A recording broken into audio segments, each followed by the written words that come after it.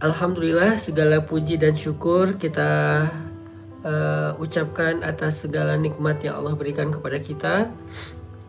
Allah setiap hari menghindarkan kita dari sekian banyak masalah. Hanya karena kita nggak ngerti, bukan berarti nikmat itu nggak ada. Seringkali kita terhindar, makanya kita nggak tahu. Kita kadang-kadang menghargai nikmat Allah ketika kita dapat masalah terus dikasih jalan keluar. Tapi tanpa kita sadari sebetulnya ada nikmat yang lebih banyak yang Allah kasih ke kita setiap hari, yaitu dihindarkan dari masalah. Bukan hanya diberikan jalan keluar dari masalah, tapi dihindarkan dari masalah. Ini nikmat lebih gede lagi nih. Sehingga kita perlu setiap hari belajar mengingat dan merenungkan betapa baiknya Allah sama kita dan betapa hari itu kita mendapatkan banyak kemudahan itu semata-mata karena rahmat dari Allah Subhanahu wa taala. Misalnya hari ini teman-teman coba sebelum tidur nanti teman-teman ingat lagi kira-kira hari ini udah dapat kemudahan apa aja dalam hidup. Mulai dari bangun tidur tadi pagi, kemudian berangkat kerja, berangkat kuliah, berangkat sekolah atau beraktivitas, sampai kembali ke rumah saat ini, udah berapa banyak kebaikan-kebaikan dan kemudahan yang kita dapatkan. Itu semuanya nikmat dari Allah. Sehingga sangat pantas jika kita menutup hari kita di malam hari sebelum tidur dengan kalimat Alhamdulillah, segala puji bagi Allah Subhanahu wa taala. Karena hidup kita penuh dengan kebaikan dari Allah. Kalau enggak, kita nggak bakalan bisa mendapatkan kemudahan-kemudahan seperti saat ini.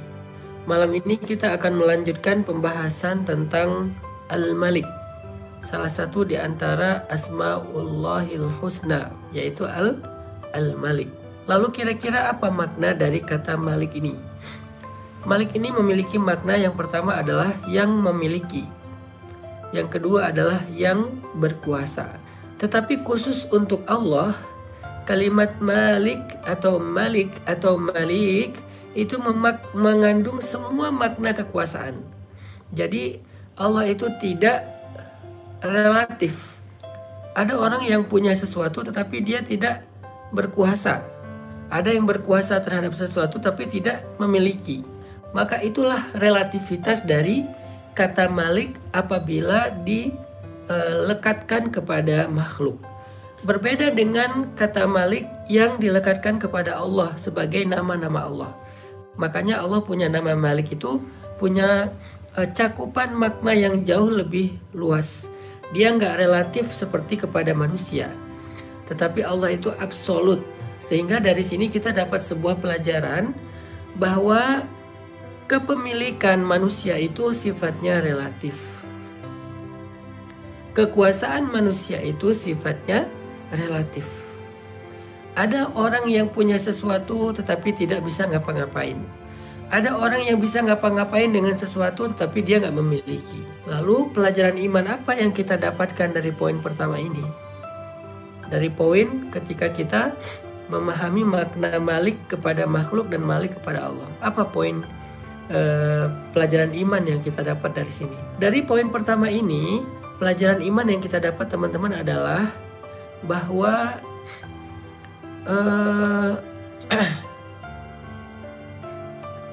jangan terlalu bergantung kepada makhluk di mana kepemilikan dan kekuasaannya itu relatif. Kita belajar untuk bergantung kepada Allah yang kepemilikan dan kekuasaannya itu absolut. Sehingga kalau kita mau bergantung teman-teman, kalau kita mau berserah, kalau kita mau berpasrah, di sini pelajaran imannya cobalah bergantung yang paling tinggi itu kepada Allah Subhanahu wa taala. Kita ini adalah hambanya Allah. Hamba sahaya. Kita ini budak, kita ini makhluk ciptaan Allah. Allah adalah penguasa kita. Allah itu pemilik kita. Allah itu pengatur kita. Allah itu yang mengendalikan segala sesuatu tentang kehidupan kita. Sehingga ketika kita terkadang hidup di antara manusia, lalu kita berharap kepada mereka, kita bergantung kepada mereka, maka cobalah tetap memberikan batasan. Ketergantungan kita kepada manusia itu tidak pernah sampai sama, apalagi lebih dengan ketergantungan kita kepada Allah. Sehingga bisa jadi manusia meninggalkan kita, tapi Allah gak pernah ninggalin kita. Bisa jadi manusia mengabaikan kita, Allah selalu peduli kepada kita. Bisa jadi manusia gak mampu untuk menolong kita, tetapi Allah Maha Kuasa atas segala sesuatu dalam menyelesaikan masalah kita. Ini adalah poin pertama dari kata Malik, Maha Kuasa, Maha Memiliki, yang mengatur, dan seterusnya. Sehingga dengan demikian teman-teman nanti akan ketika dalam keadaan dalam keadaan lemah, dalam keadaan galau, dalam keadaan bimbang, dalam keadaan bingung, dalam keadaan kayak hampir putus asa gitu, maka teman-teman coba baca kalimat ini. Allahumma malikal mulk tu'til mulka man tasha wa tanzi'ul mulka mimman tasha wa tu'izzu man tasha wa tudhillu man tasha biyadikal khair innaka ala kulli syai'in qadir. Ini kita belajar gimana ya tentang diri kita sendiri yang kadang-kadang kita ngerasa kayak terganggu oleh perilaku orang lain kepada kita. Seolah-olah kalau orang ingin menjatuhkan kita, kita akan benar-benar jatuh. Seolah-olah kalau orang lain menghinakan kita, kita akan benar-benar hina. Padahal enggak, semua itu di tangan Allah. Allah ala kulli syai'in qadir. Allah Maha Kuasa, Allah bisa ngapain aja. Jadi orang tuh nggak bisa menjatuhkan kita,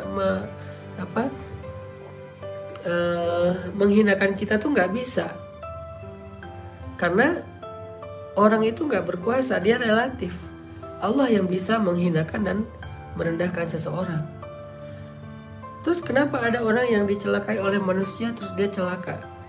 Ya kemungkinannya dua. Kemungkinan pertama adalah itu adalah sebagai ujian untuk mengangkat derajat dia. Kemungkinan kedua adalah itu karena dia sendiri juga tidak mau caper ke Allah.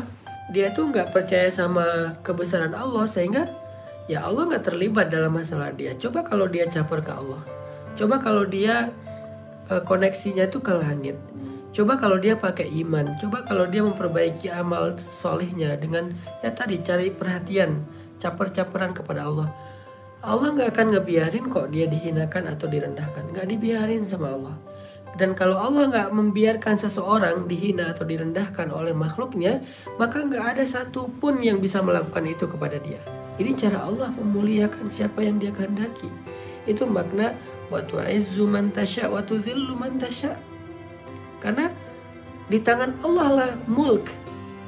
Biyadikal mulk, biyadikal khair. Di tangan Allah lah kekuasaan. Terus kalau mau dapetin mulk dan izzah, mulk itu kekuasaan, izzah itu kemuliaan, gimana caranya?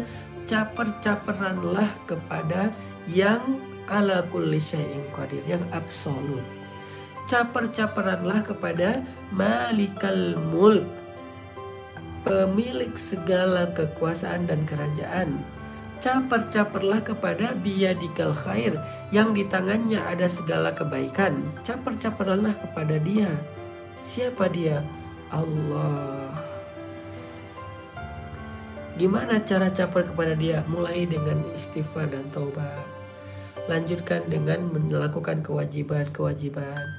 Lalu tambahkan dengan yang sunnah-sunnah.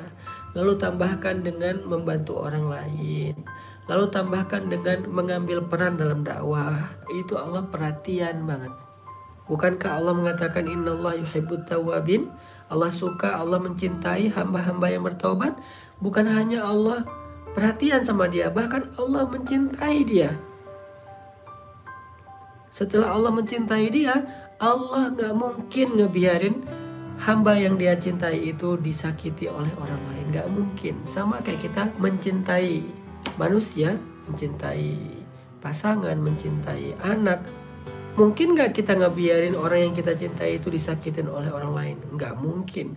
Jangankan disakitin secara fisik, disentil aja dengan ucapan kita gak mungkin ngebiarin. Kita akan ngebela habis-habisan karena kita mencintai dia.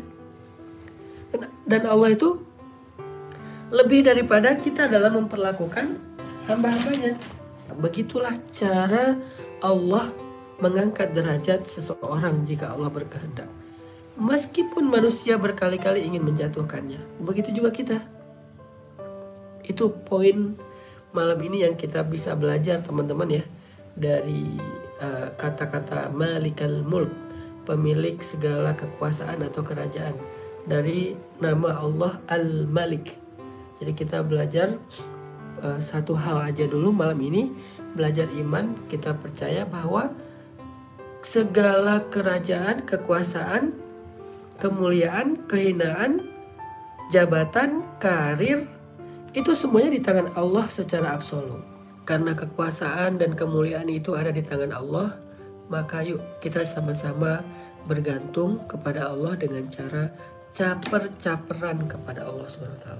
Salah satu bentuk caper kita kepada Allah yang tadi saya sampaikan adalah Allah itu perhatian banget sama orang yang bertaubat atau istighfar. Maka yuk kita banyakin istighfar dan taubat.